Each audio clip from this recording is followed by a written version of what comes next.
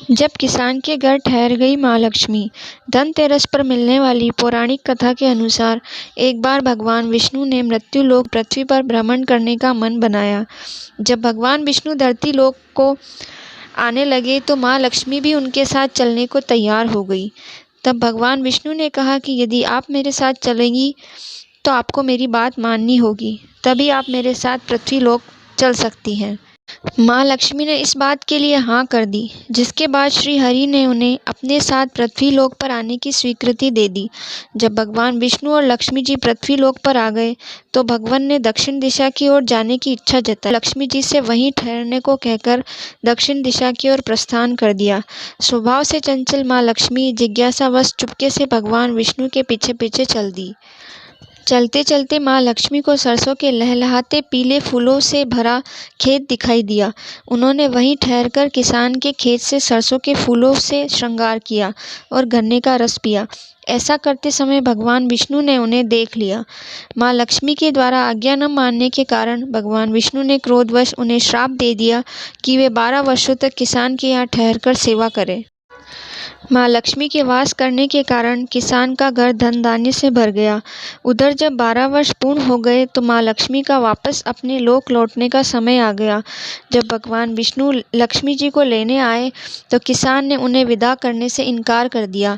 तब माँ लक्ष्मी ने किसान से कहा कि तेरस के दिन घर को अच्छे से साफ करके रात में घी का दीपक जलाओ। एक तांबे के कलश में रुपए पैसे भरकर संध्या के समय मेरा पूजन करो। ऐसा करने पर वर्ष भर मेरी कृपा तुम्हारे ऊपर बनी रहेगी। किसान ने ऐसा ही किया और माँ के आशीर्वाद से वर्ष भर किसान का घर धन धान्य से परिपूर्ण रहा। ऐसी मान्यता है कि तब से तेरस के दिन धन देवी की पूजा की परंपरा शुरू हुई। इसलिए माँ लक्ष्मी की कृपा प्राप्त करने के लिए धनतेरस के दिन उनकी पूजा अर्चना करने का विधान है। धनतेरस की पौराणिक कथा 2। एक बार यमराज ने अपने दूतों से प्रश्न किया, क्या प्राणियों के प्राण हरते समय तुम्हें किसी पर दया भी आती है? यमदूत संकोच में पड़कर बोले, नहीं महाराज, हम तो आपकी आज्ञा का पालन करते हैं, हमें दया भाव से क्या प्रयोजन। यमराज ने सोचा कि शायद ये संकोचवश ऐसा कह रहे हैं, अतः उन्हें निर्भय करते हुए वे बोले, संकोच मत करो, यदि कभी तुम्हारा मन पसीजा हो तो निडर होकर कहो। तब यमदूतों ने डरते डरते बताया, सचमुच एक ऐसी ही घटना घटी थी महाराज, जब हमारा हृदय कांप उठा था। ऐसी क्या घटना घटी थी? उत्सुकतावश यमराज ने पूछा। दूतों ने कहा, महाराज, हंस नाम का राजा एक दिन शिकार के लिए गया। वह जंगल में अपने साथियों से बिछड़कर भटक गया और दूसरे राज्य की सीमा में चला गया।